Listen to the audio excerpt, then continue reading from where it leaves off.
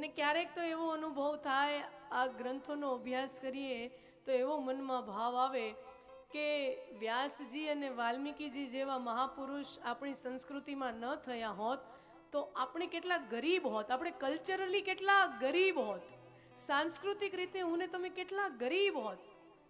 સોને કી ચિડિયા, સોને કી ચિડિયા, એક સમયે ભારત સોને કી ચિડિયા કહેવાતું. સોનું લૂંટનારાઓ લૂંટી ગયા અને પછીના અમુક વર્ષો આપણે સ્થિતિ જાણીએ છીએ અને વળી પાછું ભારત અત્યારે સોને કી ચિડિયા બનવા તરફ અગ્રેસર જઈ રહ્યું છે. તો જે લૂંટાયું એ તો આપણે યેન કેન પ્રકારે થોડાક 100, 200, 500 વર્ષનો ગાળો આવ્યો, જે લૂંટાણું એની ભરપાઈ થઈ રહી છે. મતલબ આપણે પાછા ઈ પાટે જઈ રહ્યા છીએ જે ભારત સોને કી ચિડિયા ગણાતું એક સમયે. તો હવે આપણે જોઈએ છીએ કે કોરોના પછી વિશ્વ જેટલું ઝઝૂમતું હતું એટલું આર્થિક રીતે ભારતને એટલો માર નથી પડ્યો જેટલા બીજા અર્થતંત્રને માર પડ્યો. કહેવાનો અર્થ એ છે કે જે સોનું, બાહ્ય જે સંપત્તિ હતી એ લૂંટનારા લૂંટી ગયા અને જે લૂંટી ગયા ને એ અત્યારે હજી બે પાંદડે નથી. આ બધા ખૈબર ઘાટ ને ત્યાંથી બધા લૂંટેરાઓ આવ્યા હતા. સોમનાથને 18 વખત, 16 વખત લૂંટવા બધા ક્યાંથી આવ્યા હતા? અફઘાનિસ્તાન ને ત્યાંથી આવ્યા હતા. 16 વખત એટલું બધું સોમનાથ દાદાનું મંદિર લૂંટાણું. આજની તારીખે હજારો વર્ષ પછી 2025ની સાલમાં સૌરાષ્ટ્રના દરિયા કિનારે સોમનાથ દાદા એની ભવ્યતામાં, એના ઠાઠ બાઠથી સોમનાથ દાદા બિરાજે છે. અને લૂંટવા વાળા જે ગયા હતા એ બધા દેશો, એની હાલત જુઓ, ભૂખમરો છે. ત્યાં લૂંટી જાય છે એ ક્યારેય સમૃદ્ધ થઈ? થોડીક વખત એમ લાગે, અમુક 50-100 વર્ષ એમ લાગે કે ના ના આ બે પાંદડે થઈ ગયા, આ લૂંટી ગયા, ફાયદો થઈ ગયો. પણ सत्य थक जरूर सकता है लेकिन सत्य कभी पराजित नहीं हो सकता. થોડીક વાર સત્ય થોડોક થાકેલો, માંદો એવો જણાય, પણ સત્ય કભી પરાજિત નહીં હો सकता. લૂંટવા વાળાના અર્થતંત્ર કથળી ગયા અને ભારત વળી સોને કી ચિડિયા બનવા તરફ અગ્રેસર છે. કહેવાનું મારે તમને એ વસ્તુ મૂકવી છે વ્યાસપીઠથી કે લૂંટવા વાળા બાહ્ય સંપત્તિ લૂંટીને વયા ગયા અને એ તો કદાચ આપણે પાછી પ્રાપ્ત કરી લેશું અને કરી રહ્યા છીએ. In fact we are on the right path. આપણે બરાબરી રીતે પાટે ગાડી ચડી જ ગઈ છે. પણ જો મહર્ષિ વ્યાસજી અને વાલ્મીકીજી જેવા ઋષિ મુનિઓ, એવા આચાર્યો, એવા મનીષીઓ, એવા વિદ્વાનો, એવા મહાપુરુષો જો આપણને ન મળ્યા હોત ને તો આપણે અંદરથી કેટલા ગરીબ હોત, સાંસ્કૃતિક રીતે હું ને તમે કેટલા ગરીબ હોત. અને એ અંદરની ગરીબી છે ને, બહારની સાહિબી ક્યારે અંદરની ગરીબીને પૂરી શકતી જ નથી, એની ખોટ પૂરી કરી શકતી જ નથી. બહારની સાહિબી અંદરની ગરીબીની ખોટ ક્યારે પૂરી કરી જ શકતું નથી. આપ સૌ વિશેષ કરીને આ વિસ્તારમાં રહો છો અને તમારા બધાયનો નાતો અમેરિકા સાથે ખરો. ઘરમાંથી, આડોશ પાડોશમાં, પરિવારમાં, કુટુંબમાં, માસા તરફથી, મોસાળ તરફથી હોય કે પોતાના કુટુંબ પરિવારમાં કોઈક ને કોઈક તો એવું હોય જ કે જ્યાં છેડો ત્યાં અડતો હોય.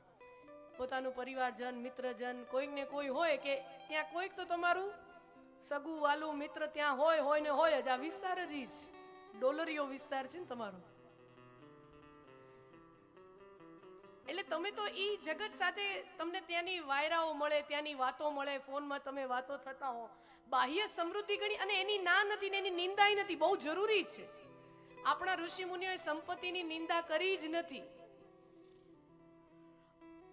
પૈસા ધનની નિંદા કરી જ નથી. પણ માત્ર જે બાહ્ય રીતે સમૃદ્ધ થાય છે ને અંદરથી જેની અંદર સમૃદ્ધિ નથી આવતી, તમે ત્યાં જોશો તો ત્યાંના યુવાનો કેટલી માનસિક સ્થિતિથી પરેશાન થઈ રહ્યા છે. કમાય એવડું ને મોટા ભાગની સંપત્તિ પછી ઓલા થેરાપિસ્ટને આપી આવે. માનસિક રોગો હોય, अथवा ड्रग्स ने रवाड़े चढ़ेली युवा पेढ़ी होय, आ होय ते होय, ये क्या बताता है? अंदर थी कहीं खाली पोछे, अंदर थी कहीं के खूटे छे, बहार थी खीचा भराई गया पण अंदर थी कहीं के हजी एवी मजा जेवी जोईए एवी आवती नथी। खीचा भराई गया पण अंदर थी जे आनंद आवવો જોઈએ, જે સમૃદ્ધિ નો અનુભવ થવો જોઈએ એ થતું નથી, એટલે માણસ વધારે ખોખલાપણું લાગે, વધારે ખાલીપણું લાગે, અને ત્યાં તમે જુઓ માણસો એકલવાયાથી જૂझे છે, માનસિક રોગોથી ત્રસ્ત છે। ये क्या है? આંતરિક રીતે સમૃદ્ધ નથી। અને એટલા માટે જ નાની એવી આપત્તિ આવી જાય ને ઈ લોકો ઓ માય ગોડ, એના રોજિંદા જીવનથી જરાક વધારે સમસ્યા એને આવી જાય એટલે ઈ બે બાંકડા થઈ જાય ને સમજાય નહીં આમાં કેમ જીવવું। Oh my God, I am so stressed. જરાક એને આપત્તિ આવી જાય તો એનું માનસિક સંતુલન બગડી જાય। શું કામ? કારણ કે આદત નથી ને, અંદરથી અહીંયા મજબૂતાઈ નથી। કોરોના સમયમાં તમે છાપાઓમાં જોયું હશે, તમે ટીવીમાં જોયું હશે, ત્યાંથી વિડીયો તમારા સગા સંબંધીઓ જોયા હશે। લોકડાઉન ભારતમાંય ચાલ્યું, લોકડાઉન એ બધા વિશ્વમાં, પશ્ચિમી વિશ્વમાં લોકડાઉન થયા। અમેરિકામાં તો બહુ એનો તેની હેલ્થ કેર સિસ્ટમ નહીં, આખી પોલ ખુલી ગઈ કે કેટલી હેલ્થ કેર સિસ્ટમ જે ખાલી ઇન્સ્યોરન્સના થ્રુ પૈસા કમાવા ઉપર ઊભી કરેલી હેલ્થ કેર સિસ્ટમ છે, એની હાલત કેટલી કથળેલી છે, એ કોરોનાએ આખું ચિત્ર બહાર રજૂ કરી દીધું।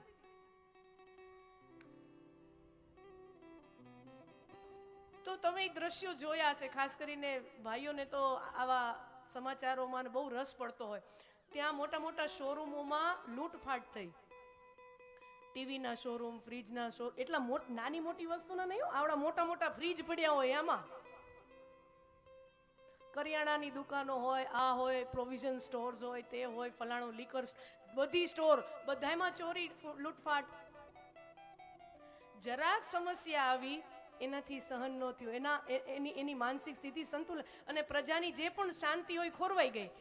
અહીંયા પણ તકલીફ બહુ પડી, આપણા ભારતમાં લોકડાઉનમાં તકલીફ ખૂબ પડી, અને ખાસ કરીને મજૂર શ્રમિક વર્ગ છે, આપણે જાણીએ છીએ મુંબઈમાં અને ગુજરાતમાં, અને આપણે મહારાષ્ટ્ર, ગુજરાત ને અહીંયા મોટે ભાગે યુપી, બિહાર, રાજસ્થાન ને બધો શ્રમિક વર્ગ જે અહીંયા રોજીરોટી માટે આવતો હોય, અને આપણે એ બધાય દ્રશ્યો જોયા ટીવીમાં।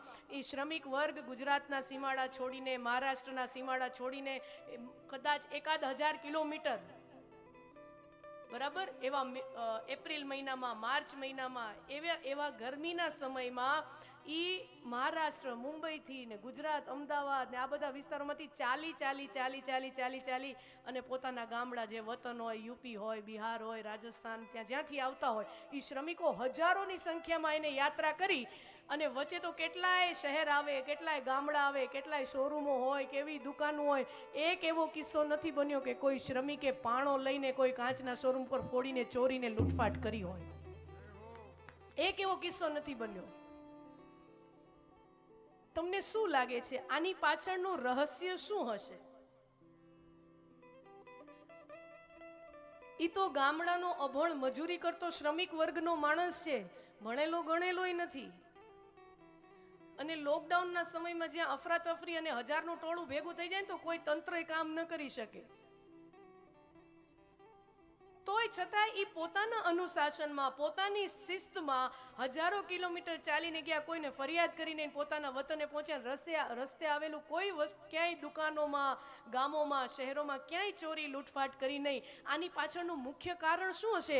આની પાછળનું મુખ્ય કારણ હશે, હું ને તમે કૃષ્ણ કથા અને રામ કથા એટલી બધી પીને મોટા થયા છીએ કે મારો રામ જે સ્થિતિમાં અમને રાખે એ સ્થિતિ અમને મુબારક, પણ અમારાથી આમ ન કરાય। આ ક્યાંક ને ક્યાંક ઈ જે સંસ્કાર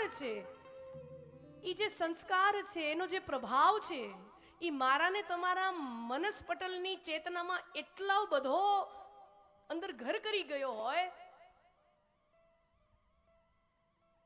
કે રામ રાખે તેમ રહીએ। ગમે એવી પરિસ્થિતિ હોય, આવી પરિસ્થિતિ છે, મારા રામજીએ મને આ પરિસ્થિતિ આપી છે।